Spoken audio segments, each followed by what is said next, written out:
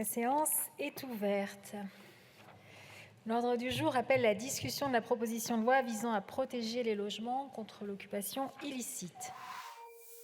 Bonjour et bienvenue dans les grands débats. Aujourd'hui, retour sur la proposition de loi pour lutter contre les squatteurs. Elle prévoit de tripler les sanctions en cas d'occupation illicite d'un logement, jusqu'à 3 ans de prison et 45 000 € d'amende.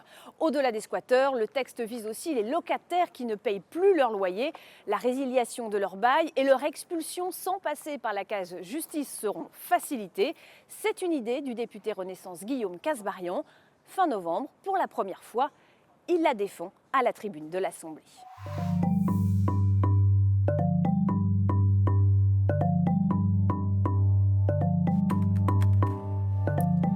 Madame la Présidente, Messieurs les ministres, chers collègues, Cécilia, en procédure avec ses locataires depuis 6 ans, a dû déménager dans une petite maison rurale.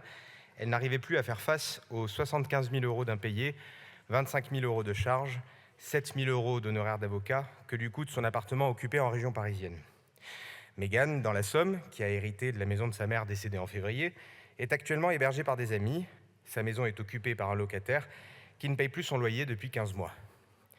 Pierre et Maryse, à Marseille, ont dû vivre dans un camping-car pendant plus de 2 ans. Ils n'arrivaient plus à vivre décemment car leur locataire n'avait pas réglé de loyer depuis 2 ans.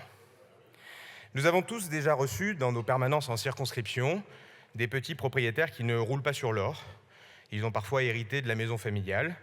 Ils ont parfois acheté ce bien à la sueur de leur front. Ils se sont parfois endettés pour financer ce logement. Et ils se retrouvent du jour au lendemain victimes de squats ou de procédures kafkaïennes en raison d'impayés qui durent depuis des années. Ces situations, elles sont insupportables.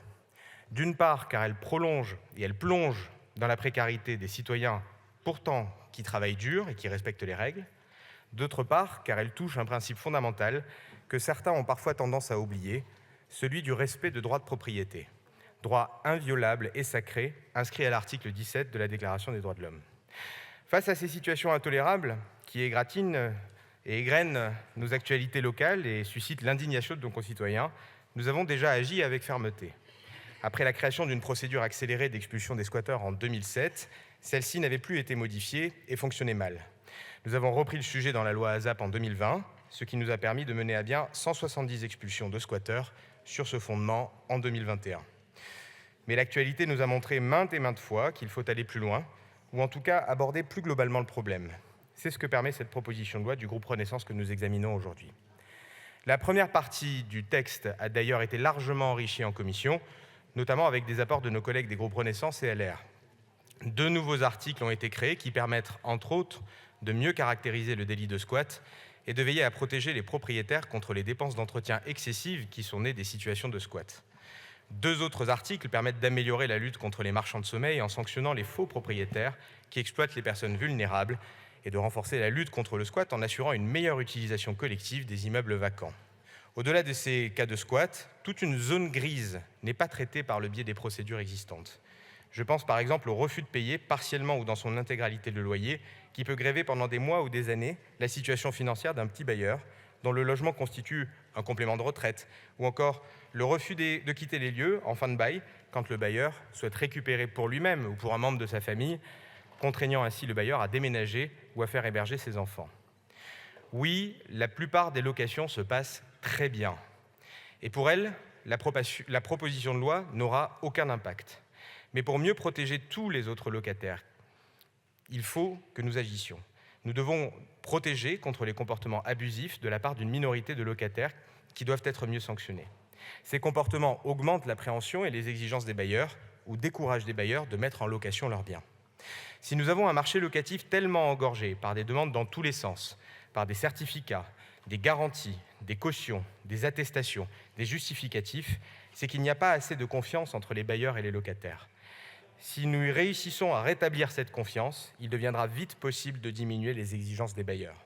Ce qui sape cette confiance, ce sont les cas d'une minorité de locataires indélicats qui continuent d'occuper un logement, parfois malgré la décision d'un juge de rompre le bail et de procéder à l'expulsion.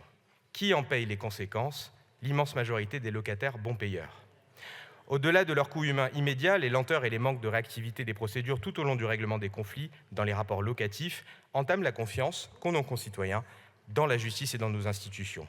C'est la raison pour laquelle la proposition de loi traite des relations entre le locataire et le bailleur. Ces dernières années, nous avons porté une grande attention à la sécurisation des locataires. L'encadrement des loyers en zone tendue que nous avons créé en 2018 dans la loi Elan. Il a été prorogé jusqu'en 2026 par la loi 3DS en février dernier. Nous avons étendu Visal, lancé aussi en 2018, pour permettre un cautionnement plus fiable des locataires. Encore il y a quelques mois, dans la loi sur le pouvoir d'achat, nous avons plafonné l'évolution de la hausse des loyers en dessous du niveau de l'inflation. Nous attendons aussi des efforts importants des propriétaires en matière de mise à niveau énergétique du parc locatif. Je rappelle que toutes les passoires thermiques seront concernées d'ici 2025 et 2028, c'est-à-dire au bas mot 1,5 million de logements dans le parc locatif privé. La proposition de loi s'inscrit donc dans la recherche d'un équilibre entre les protections accordées aux locataires et les efforts supplémentaires demandés aux bailleurs. Dans un contexte tendu, il est important d'envoyer un signal aux bailleurs afin de ne pas désinciter leurs investissements. C'est d'autant plus vrai que les options s'offrant aux investisseurs sont simples à réaliser, à commencer par le parc des meublés de tourisme ou celui des résidences-services. Voilà pourquoi il me semble impératif d'agir avec vigueur pour remédier à ces injustices, et c'est le sens de cette proposition de loi. Nous ne supprimons aucune des étapes de la procédure du contentieux locatif. Nous proposons simplement des accélérations de procédure pour aller plus vite vers des décisions exécutoires, car nous pensons que les procès et procédures qui durent des années et des années ne sont positifs pour personne. En commission, de nombreux amendements ont renforcé le texte en favorisant l'accélération des procédures. Nous avons également amélioré la capacité du juge à apprécier la situation du locataire pour distinguer entre celui qui est de bonne foi et celui qui est de mauvaise foi. Et c'est un travail que, je l'espère, nous allons pouvoir poursuivre en séance. Comme en commission, les amendements déposés pour la séance témoignent de positions idéologiques qui peuvent être radicalement différentes. En lisant certains amendements des groupes LFI et écologistes, j'ai l'impression que certains veulent défendre les squats, allonger les procédures, ou simplement ne veulent pas parler de ces petits propriétaires en difficulté au simple motif qu'ils sont propriétaires. Celles et ceux d'entre vous qui ont reçu un jour dans leur permanence un citoyen dont le domicile est squatté, ou un propriétaire dont le bien est occupé par un locataire qui ne paye plus depuis des années, savent que la situation actuelle ne peut plus durer. Nous avons le devoir d'agir, c'est ce qu'attendent les victimes, c'est ce qu'attendent les Français. Je vous remercie. Merci, monsieur le rapporteur. La dernière loi régissant les procédures d'expulsion date seulement de 2020, mais elle est mal appliquée, faute de moyens suffisants pour déloger les squatteurs. Alors, le ministre de la Justice, Éric Dupond-Moretti, parle d'un monde à l'envers et défend une nouvelle réforme indispensable. Je veux être d'emblée très clair, il ne s'agit pas ici de favoriser de riches propriétaires, des rentiers qui exploiteraient des gens démunis, mais bien tout simplement de faire respecter notre droit et de faire cesser l'affaissement de l'autorité de l'État que toutes les affaires médiatisées ont gravement mis à mal. Ces situations ont souvent mis en lumière des petits propriétaires ayant économisé toute leur vie pour acquérir un bien, et ils se retrouvent dans l'impossibilité de récupérer le fruit de leur travail et de leurs économies. Votre proposition de loi propose d'augmenter les peines encourues pour la violation de domicile afin de les aligner sur celles encourues par le propriétaire qui, par exemple, rentre chez lui à l'aide de manœuvres dans le but, bien sûr, de récupérer son bien. C'est le monde à l'envers. C'est le monde à l'envers. Et pire que cela, des informations me sont remontées selon lesquelles le squatteur a le cynisme, parfois, de faire afficher sur la fenêtre du domicile qu'il occupe les pénalités qui seraient encourues par le propriétaire. On marche sur la tête.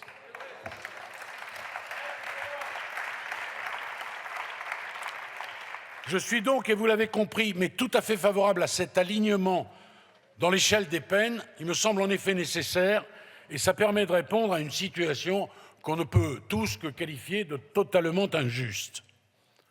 Je suis en revanche, il fallait un bémol, un peu plus réservé sur l'article 2 de la proposition de loi qui vise à clarifier les notions utilisées dans l'infraction de violation de domicile en élargissant la notion de domicile à celle de domicile vide de meubles. À cet égard, un bien immobilier ne peut être considéré comme un domicile s'il ne comporte pas des éléments minimaux nécessaires à l'habitation. Ça soulève des difficultés d'ordre constitutionnel, car portant atteinte au sens du délit de violation de domicile qui vise à protéger, je l'ai rappelé tout à l'heure, la vie privée et familiale et non pas le droit de propriété. L'extension de la notion de domicile à la résidence secondaire ne pose en revanche pas de problème, car le domicile est déjà interprété de cette manière par la jurisprudence. J'ai donc bon espoir que nos débats nous permettront d'avancer sur ce point. Je veux également faire part ici de mes fortes réserves quant à l'article 1A des travaux de votre commission qui prévoit la création d'un délit général d'occupation sans droit ni titre de mauvaise foi d'un immeuble d'habitation. En premier lieu, il présente d'importantes fragilités constitutionnelles au regard du principe de l'égalité des délits qui impose en effet de définir clairement le champ d'application de l'infraction.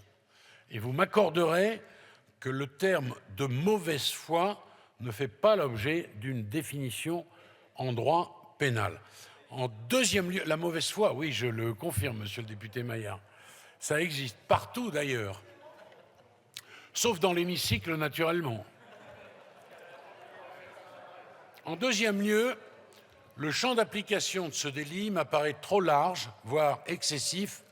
Ce délit aurait également pour effet d'incriminer les locataires défaillants qui ne font l'objet d'aucune mesure d'expulsion, y compris pendant la trêve hivernale et y compris si aucune procédure d'expulsion n'a été lancée à leur encontre.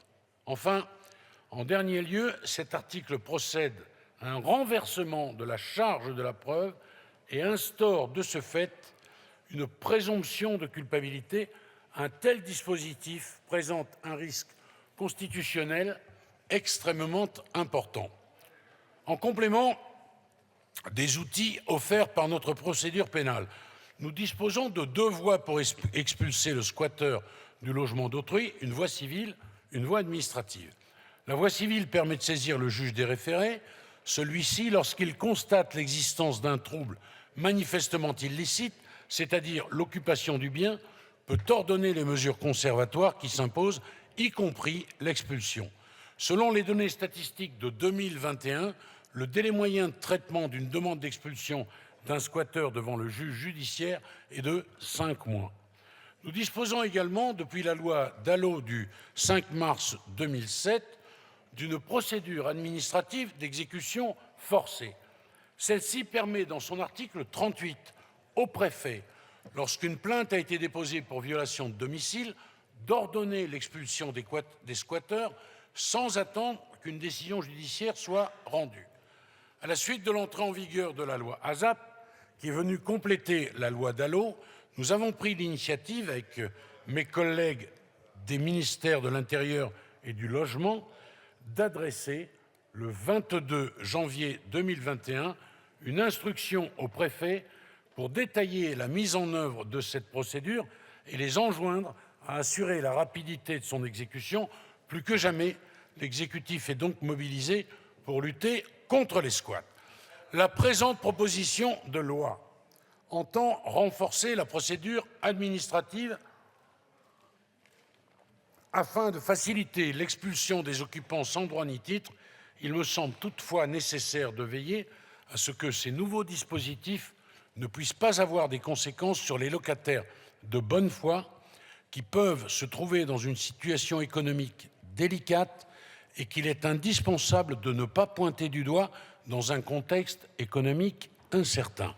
C'est pourquoi il est indispensable de garder à l'esprit que notre droit civil veille à aménager les droits des locataires qui ne paient plus leur loyer en permettant notamment aux juges, après la délivrance d'un commandement de quitter les lieux, d'octroyer de façon exceptionnelle des délais supplémentaires afin de permettre à des familles en situation de précarité de se reloger dans des conditions dignes. Le droit civil fait également obstacle aux expulsions durant la trêve hivernale. C'est là un acquis non négligeable, j'insiste sur ce point.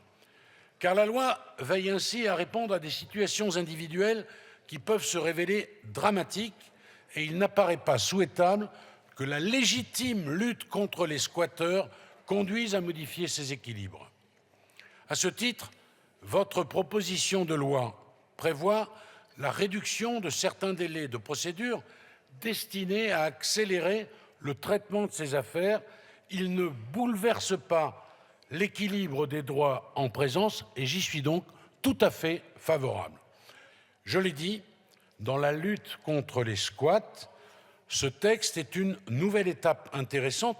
Faisons en sorte, tous ensemble, ça arrive, ça nous est arrivé il y a de cela quelques jours, je devrais dire quelques heures, qu'il apporte ce texte des solutions efficaces, concrètes, respectueuses de nos grands principes constitutionnels.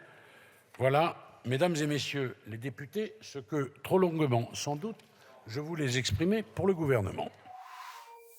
La NUPES s'insurge contre ce qu'elle considère comme un grave recul du droit au logement.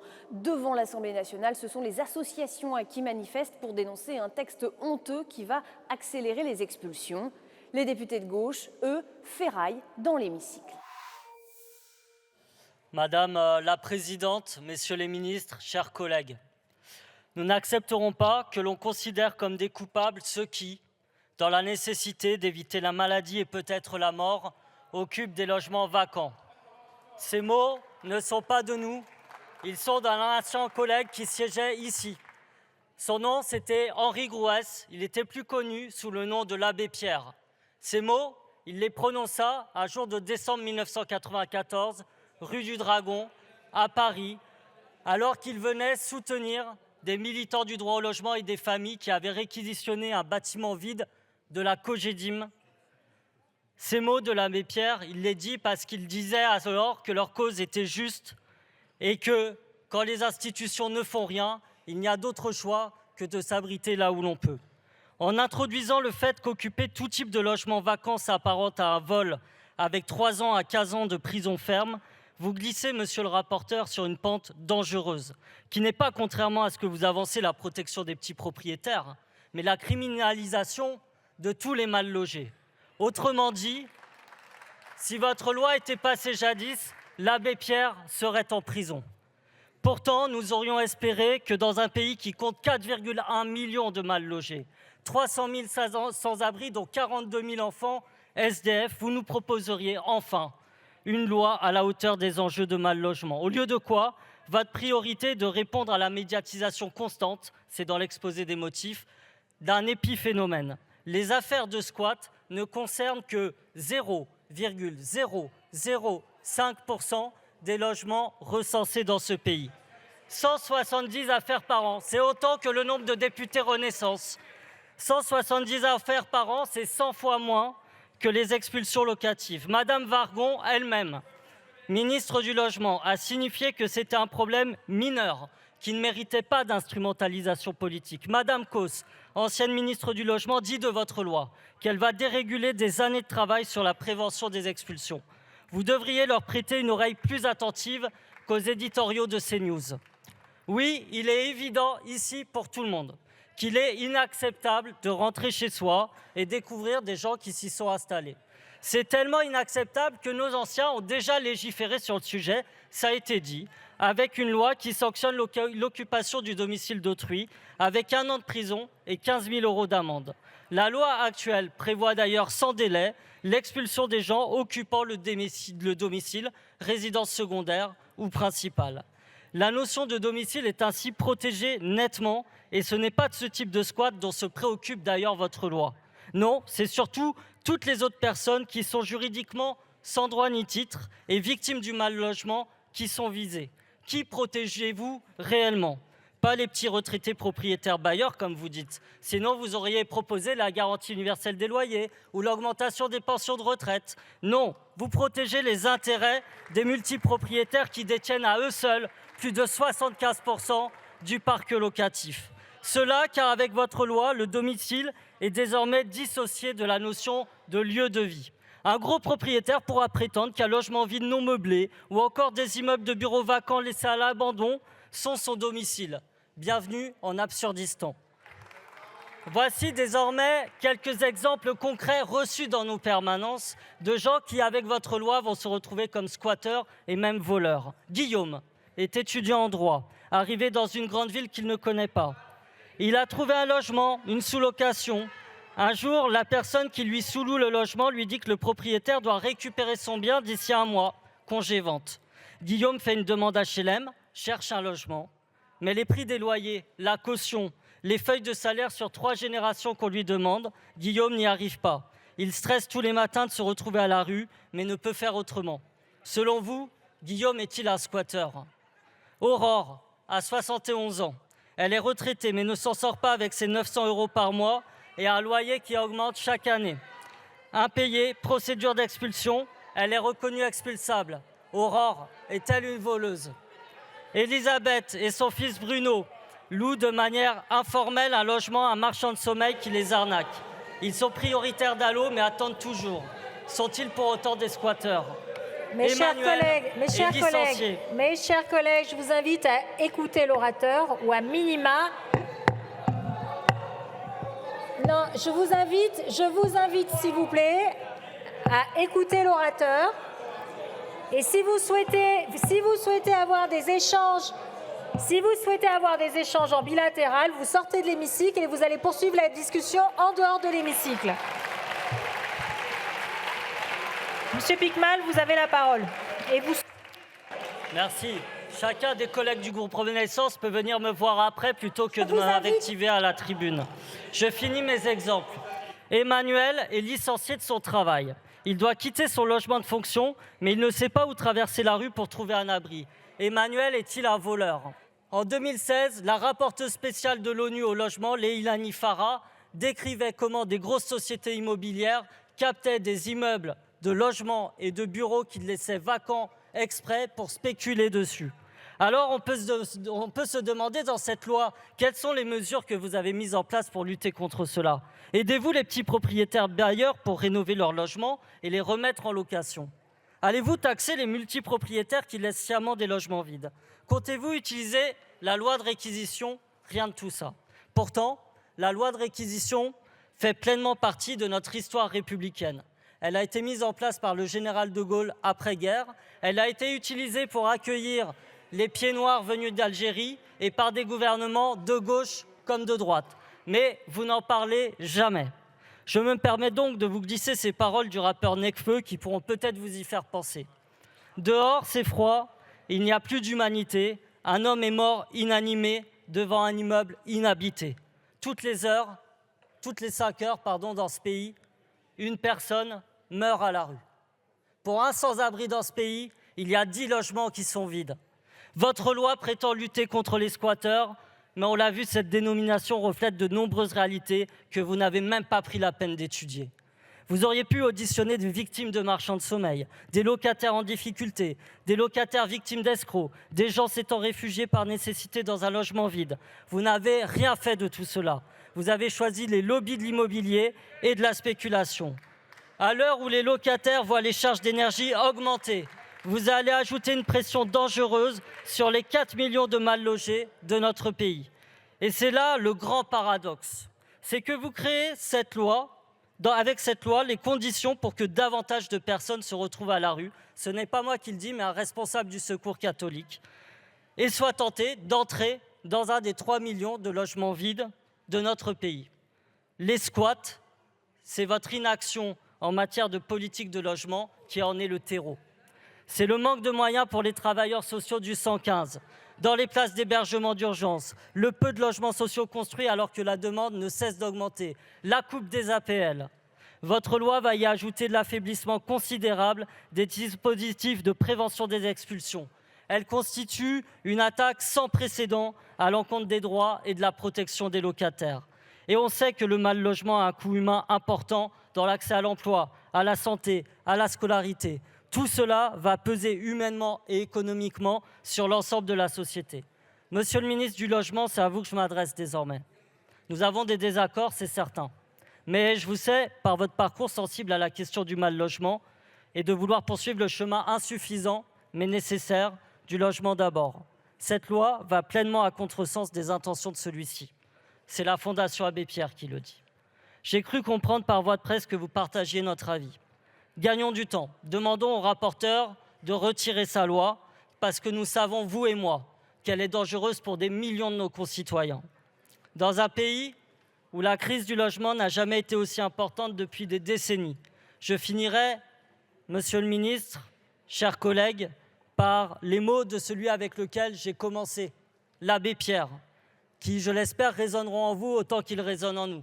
Gouverner, c'est d'abord loger son peuple. Merci. Est-ce que, messieurs les ministres, vous souhaitez prendre la parole? Non. Monsieur le rapporteur.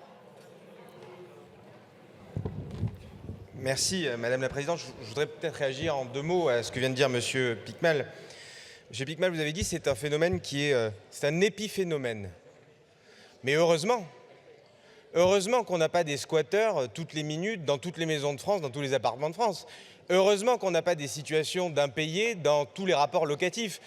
Heureusement que ce sont des cas qui sont minoritaires. Sinon, il n'y aurait d'ailleurs plus de marché locatif, puisque personne n'oserait mettre en location un bien immobilier si vous savez qu'il y a une probabilité énorme d'avoir un impayé. Mais pour autant, même si ce sont des situations qui sont minoritaires, est-ce qu'on peut ne rien faire? Est-ce qu'on peut s'accommoder de la situation actuelle? Est-ce qu'on peut laisser des dizaines et des dizaines de personnes dans des situations déplorables parce qu'ils ont soit un squatteur, soit un occupant qui se maintient pendant des années sans jamais payer? Vous m'avez fait le reproche, Monsieur Picmal, de ne pas avoir auditionné les squatteurs au cours de la commission. Je le confirme, je n'auditionne pas des délinquants puisque le squat est aujourd'hui un délit. Je ne vais pas recevoir en commission des délinquants en leur expliquant pourquoi est-ce que vous avez squatté alors que le squat est aujourd'hui, pas juste dans ma proposition de loi, mais en général, aujourd'hui, le squat est un délit. Et c'est ça que vous n'arrivez pas à reconnaître. Vous avez cité énormément de prénoms, énormément d'histoires. Je tiens à votre disposition les dizaines et dizaines de témoignages que nous avons reçus.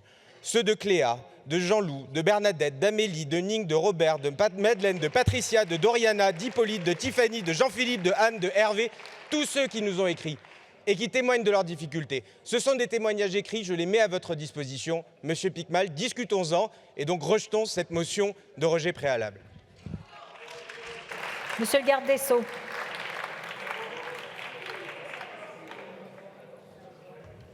Rapidement, ce que je note une fois encore, c'est que vous êtes dans l'idéologie la plus dogmatique qui soit.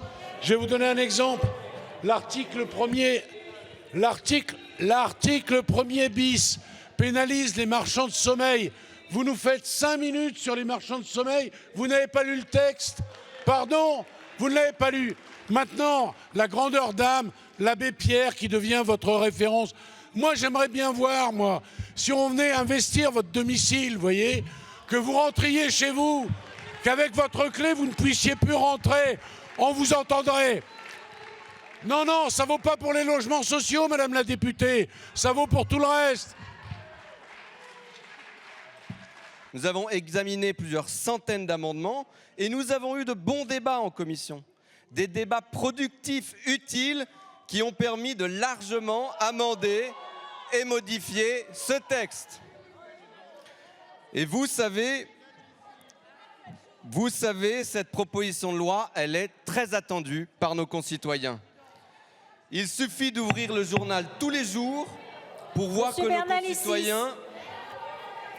Non, on écoute, sincèrement, on écoute l'orateur, on a écouté la motion de rejet qui a été proposée, donc vous écoutez...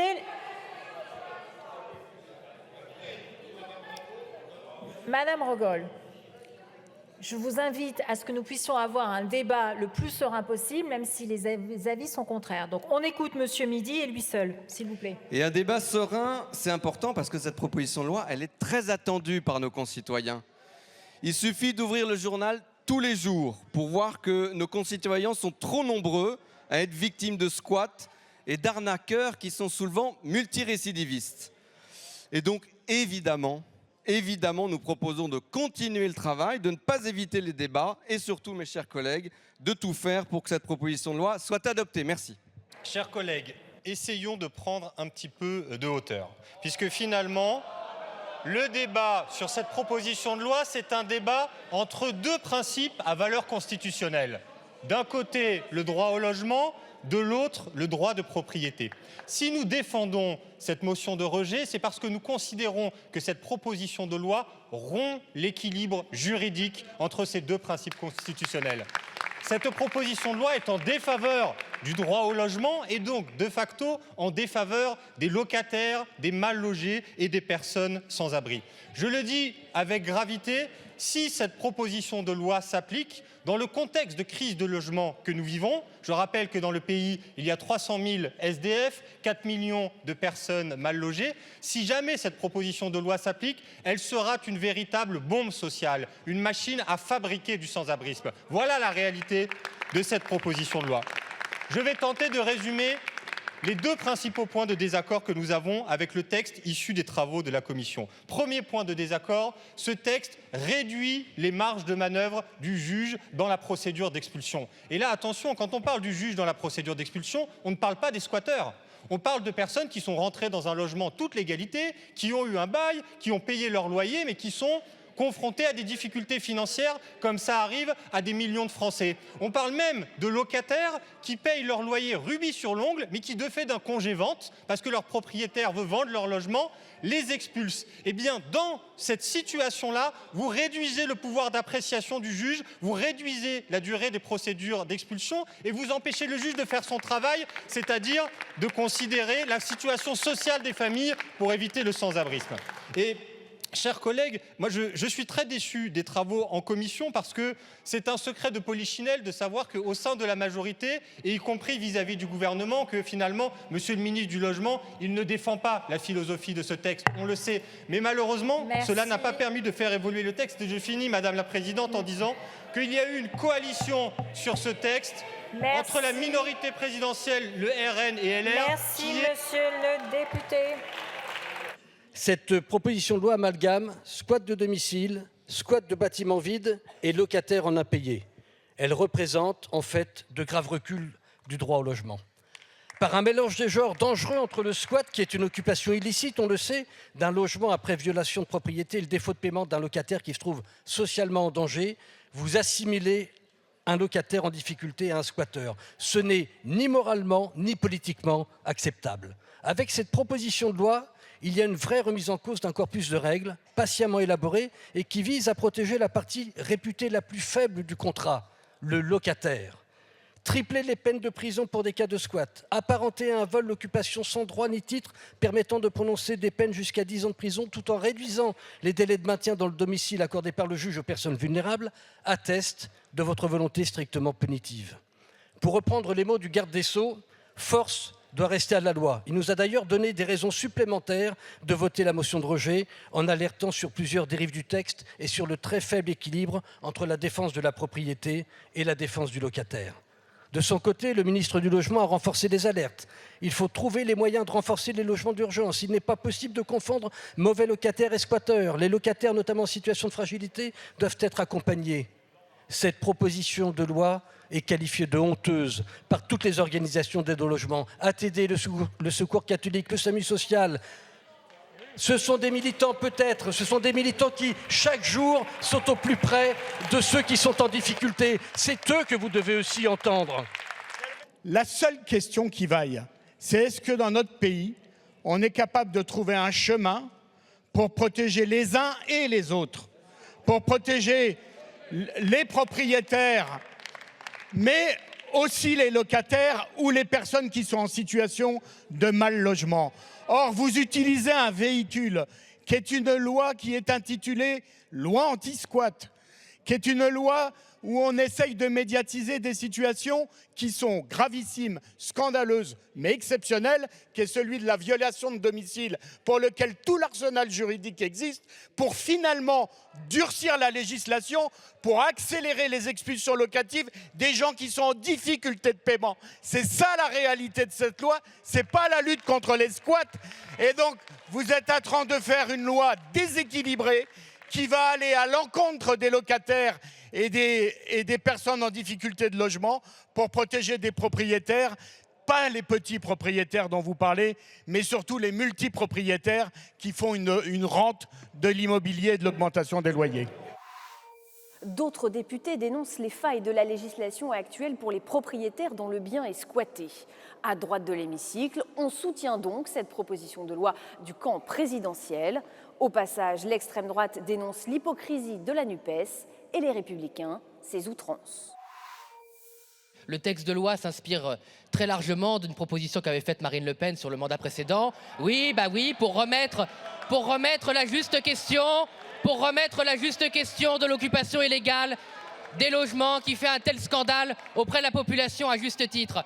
Deuxième chose, on ne supporte plus. Deuxième chose, oui, enfin vous savez, collègues de la NUPES, vous votez très généralement pour nous faire des leçons de morale avec la majorité présidentielle. Donc cessez de faire ces agitations quand ça vous arrange, alors que le lendemain, vous vous félicitez d'être avec la majorité. Votre indignation est à géométrie variable, comme elle est à géométrie variable sur le logement. Il est insupportable de recevoir des leçons de morale de la NUPES. Le PS, le Parti Socialiste, a largement contribué à l'échec de la politique du logement en France depuis 40 ans. Vous êtes co-responsable de ce que vous dénoncez, parfaitement co-responsable. Les Verts, les écologistes sont co-responsables. Madame Duflot a été ministre du Logement. Voilà. Donc vous faites semblant de découvrir des situations à laquelle vous avez participé. Vous dirigez un nombre incalculable de collectivités territoriales, un nombre incalculable de communes, y compris de grandes collectivités urbaines qui ont beaucoup de moyens pour le logement. Vous êtes co-responsable de la situation que vous déplorez. Les communistes ont co-géré aussi avec le gouvernement. Qu'a fait aussi M. Mélenchon quand il était ministre de M. Jospin dans la gauche plurielle? A-t-il démissionné en protestation de la situation de la politique du logement en France? Jamais. Donc vos leçons de morale sur la situation du logement en France sont insupportables. Et vous opposez les honnêtes gens qui payent votre faillite sur le logement aux honnêtes gens qui ont investi dans un logement et qui sont victimes du laxisme judiciaire. Donc il n'y a que le Rassemblement national qui défend les honnêtes gens sur les deux bords, ceux victimes du mal logement à cause de vous et ceux victimes du laxisme judiciaire dont les logements sont occupés. Donc nous voulons ce débat, nous allons renforcer cette loi et tout ce qui permet de défendre les petits propriétaires, nous le voterons. Merci.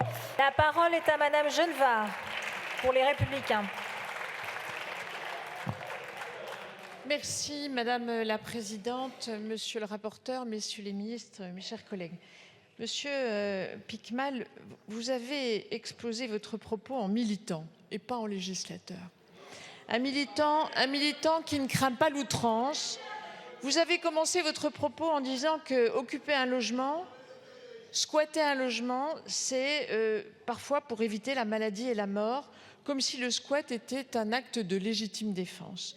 Deuxième exemple d'outrance, lorsque vous nous dites qu'il s'agit par ce texte de protéger les intérêts des spéculateurs, des multipropriétaires, des escrocs, je reprends vos termes, et des lobbies immobiliers, comme si tout autre cas de figure n'existait pas. Or, les médias, ne vous en déplaise, s'en font régulièrement l'écho et vous ne pouvez pas le nier. Troisième exemple d'outrance, lorsque vous dites que les institutions ne font rien. C'est comme si depuis l'appel de l'abbé Pierre, durant l'hiver 1954, il ne s'était rien passé dans notre pays si la question du logement était demeurée le point aveugle de toutes les politiques publiques. Vous savez bien que c'est absolument faux. Et s'il ne fallait ne vous donner qu'un exemple, je citerai la loi Dallot de 2007. Excusez du peu. Alors je crois que cette outrance dessert profondément votre propos. Oui, les difficultés de logement existent, c'est vrai, et nous avons le devoir d'y répondre. Et non seulement les élus nationaux que nous sommes, mais les élus locaux, les maires ne font que cela, essayer de répondre aux besoins de leur population en matière de logement, et ça n'est pas facile. Bref, en aucun cas, le mal logement ne peut légitimer le squat. C'est un raisonnement que nous ne pouvons admettre. Ce n'est pas aux petits propriétaires d'endosser les conséquences de la crise du logement. Et certains squatteurs continuent d'ailleurs de jouer avec les failles de la loi pour se maintenir illégalement dans des logements qui ne leur appartiennent pas. Pour ces cas-là, nous considérons qu'il est nécessaire d'agir. La loi ASAP avait proposé de corriger quelques écueils concernant la procédure d'évacuation accélérée de logements par décision administrative. Cette proposition de loi vient combler certaines lacunes. Elle précise qu'un logement, même vide de meubles, peut être considéré comme un domicile. Elle opère également une dissociation entre l'introduction par voie de fait et le maintien dans les lieux par voie de fait.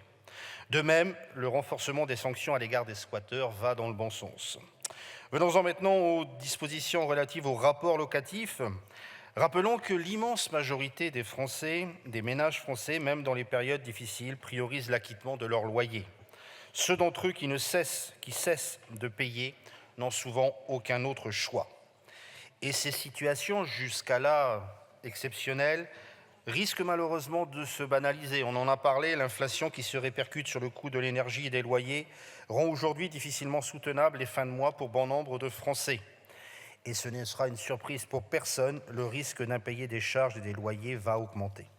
Aussi, nous sommes favorables à la transmission systématique par l'huissier de justice du commandement de payer à la CAPEX, afin de privilégier la prise en charge la plus en aval possible des difficultés du locataire.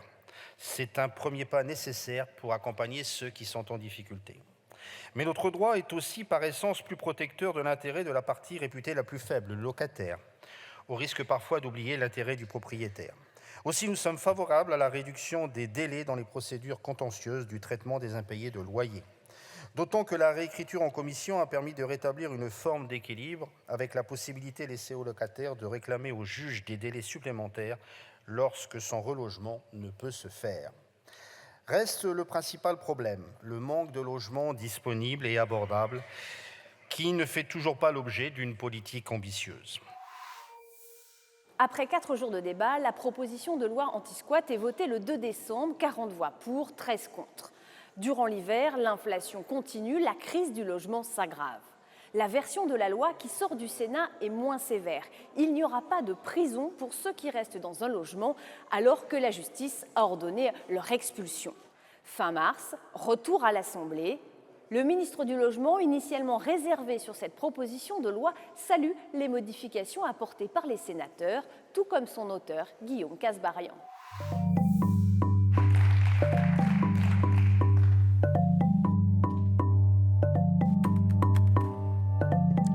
Le texte que vous allez examiner ne conduira donc pas les locataires en impayés de loyer en prison, et je m'en réjouis. Il ne réduira pas non plus, surtout pas, l'accompagnement social.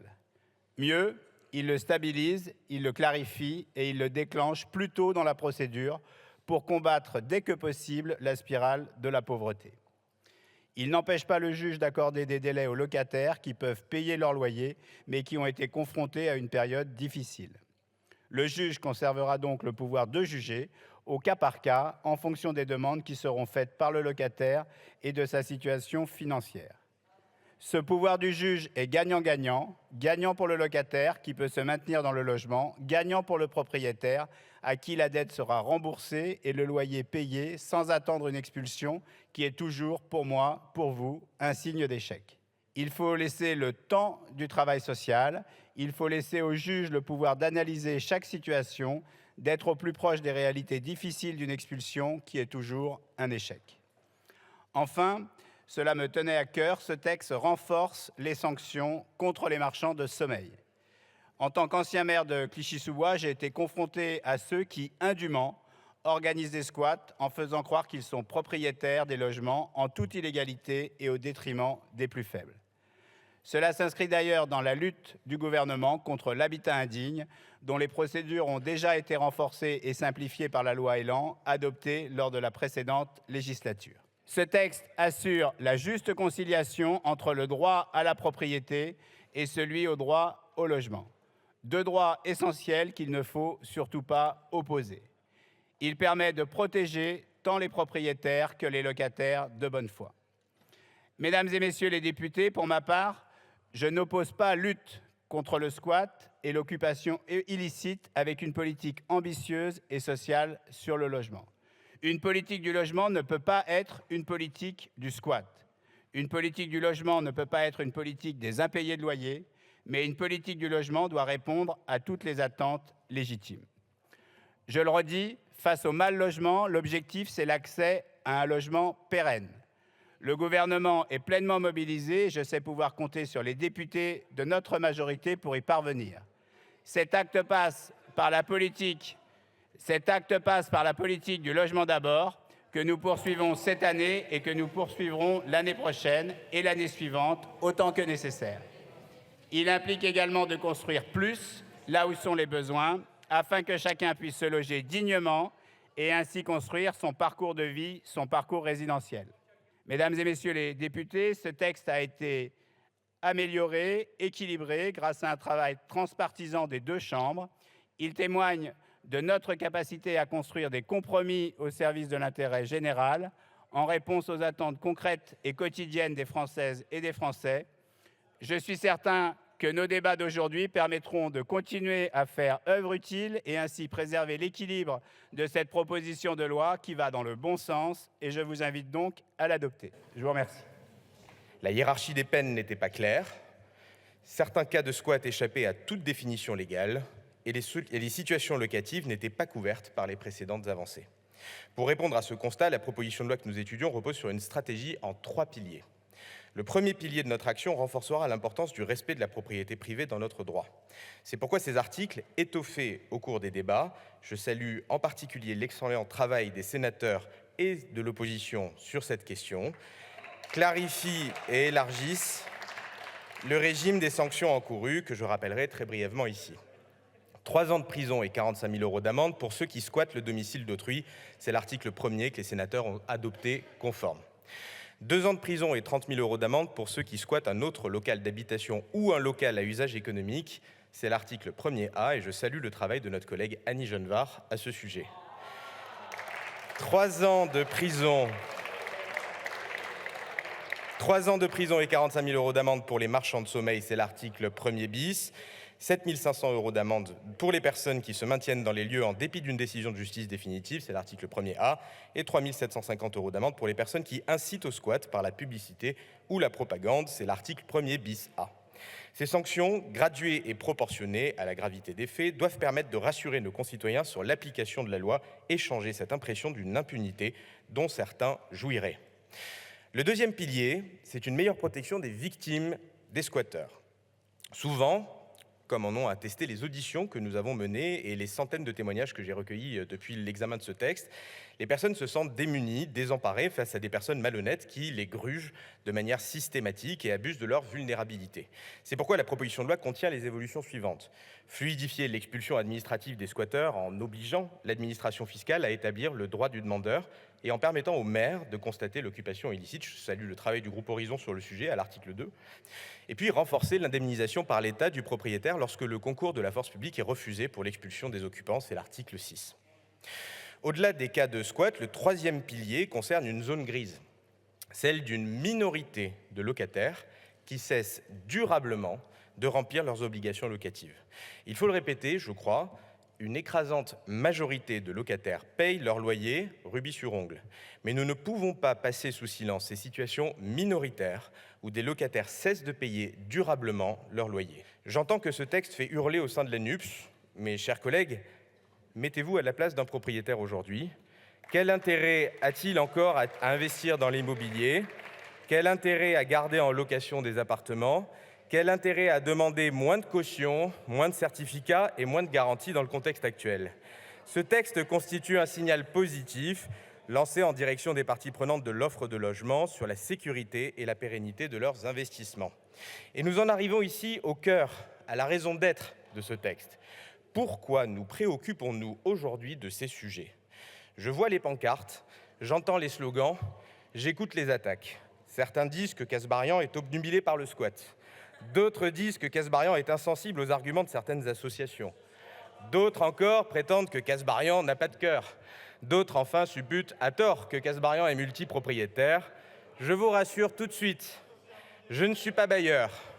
Je ne possède que mon domicile, acheté à crédit, une chaumière dans un petit village d'Eure-et-Loir, près de Chartres. Vous l'aurez compris, cette proposition de loi n'est qu'une des briques d'une politique du logement plus large. Elle ne remplace pas les initiatives qui viendront, mais elle permet, je crois, de donner un signal fort, favorable à l'économie du logement, favorable à une politique qui vise à augmenter l'offre de logement, en mobilisant le parc existant et en incitant les particuliers à mettre leurs biens en location. Nous aurons l'occasion d'y revenir aujourd'hui dans les débats et je l'espère dans les prochains mois. Je vous remercie. Pour cette seconde lecture, la gauche est toujours vent debout. À l'inverse, le Rassemblement national et les Républicains réaffirment leur soutien à cette proposition de loi des macronistes. Monsieur le rapporteur, chers collègues, nous voilà donc à la lecture finale de ce que vous auriez aussi pu appeler la PPL CNews ou BFM. Une proposition honteuse qui vient en réaction aux 170 cas de squat dans notre pays et que la droite et l'extrême droite récupèrent et utilisent pour stigmatiser toujours les mêmes, les plus pauvres et les étrangers. Comment une majorité comme la vôtre peut-elle en arriver à s'allier à la droite et au Rassemblement national pour voter un texte si indigne et préoccupant pour le droit au logement, alors que ça vient d'être rappelé, 4 millions de personnes sont encore mal logées dans notre pays. Mais au moins, chers collègues, vous tenez là la majorité derrière laquelle court désespérément votre Première ministre. Je le redemande quand même, comment avons-pu en arriver là? Comment un président de la République élu sous la bannière du progressisme en 2017 peut-il préférer criminaliser la pauvreté plutôt que de chercher à l'éradiquer? En fait, si on devait résumer votre proposition de loi, elle crée un déséquilibre incroyable. C'est que pour vous, un propriétaire a priori raison et pour vous, un locataire a priori tort. Et ce faisant, vous allez faire un cadeau immense aux marchands de sommeil. Et moi qui suis un praticien des quartiers populaires et de la politique du logement, je trouve que c'est une véritable honte. Il n'est pas étonnant de voir qu'une fois de plus, la NUPES veuille rejeter un texte nécessaire pour défendre les honnêtes gens et le droit à la propriété tout en accompagnant les locataires en difficulté. C'est l'intérêt de ce texte. Vous nous faites des leçons de justice à longueur de journée, mais votre raisonnement est, comme d'habitude, hors sol et profondément injuste. Vous avez évoqué l'extrémisme, hors sujet. Vous avez opposé les locataires aux propriétaires, une nouvelle fois hors sujet. Vous préférez défendre ceux qui agissent en parfaite illégalité au détriment de ceux qui respectent les lois de notre République et sont donc de facto des victimes. Il y a une crise du logement en France et rarement on en a construit aussi peu. C'est une carence de l'État, mais pas que. Oui, il y a bien des difficultés pour se loger en France. Mais là, de quoi parle-t-on? On ne parle pas du droit au logement. Il n'y a pas de droit à occuper illégalement un logement qui n'est pas le sien. C'est une occupation illégale. On vise aussi des occupations de mauvaise foi. Alors, sur certains rangs, on défend évidemment les squatteurs contre le petit propriétaire qui est un affreux capitaliste. On se fiche pas mal du fruit de ses années de travail. On l'écarte. Chers collègues, s'il vous plaît, chers collègues. Je crois qu'il est important de rappeler Attendez, que si le droit de propriété... Non mais, chers collègues, vous n'empêchez pas vos collègues d'exprimer leur point de vue. On vous a écouté dans le silence. J'ai demandé le silence pour votre intervenant. Vous écoutez, Philippe Gosselin. Il y aura un débat. Vous ne couvrez pas la voix de l'orateur. Non, vous ne couvrez pas la voix de l'orateur. C'est un principe. On respecte les orateurs. Ça va, monsieur Corbière. Gosselin, vous avez la parole et vous seul. Merci, monsieur le président. Je disais donc que le droit au logement ne donne pas le droit d'occuper un logement illégalement. Celles et ceux qui squattent savent pertinemment qu'ils occupent illégalement des logements. Les députés retouchent à peine la copie du Sénat et l'Assemblée vote très largement en faveur de la proposition de loi de Renaissance.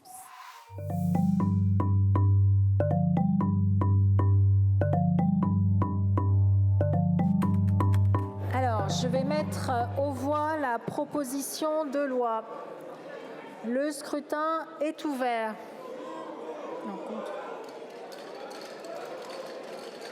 Le scrutin est clos. Votant 540, exprimé 532, majorité 267, pour 385, contre 147. L'Assemblée nationale a adopté. Monsieur le garde des Sceaux, vous avez la parole. Mes chers collègues, si vous quittez l'hémicycle, je vous invite à le faire en silence. Merci. Seul monsieur le garde des Sceaux a la parole. Merci Madame la Présidente, Mesdames et Messieurs les députés. C'est une première marche, mais ce soir, vous avez mis un terme de façon transpartisane à une injustice que nos compatriotes ne supportent plus. Ils sont en effet révoltés et eux ne confondent pas les locataires et les squatteurs. Il était important de rappeler que les squatteurs sont des délinquants. Il est important que l'on protège les propriétaires. Et puis la dernière chose que je veux vous dire, c'est que je suis toujours sidéré d'entendre un parlementaire appeler à la désobéissance civile, c'est-à-dire la désobéissance à la loi qu'il est parfois censé voter. Les sénateurs font pareil quelques semaines plus tard. La loi pour lutter contre les squatteurs est définitivement adoptée mi-juin. C'est la fin de cet épisode des grands débats. Merci et à bientôt sur LCP.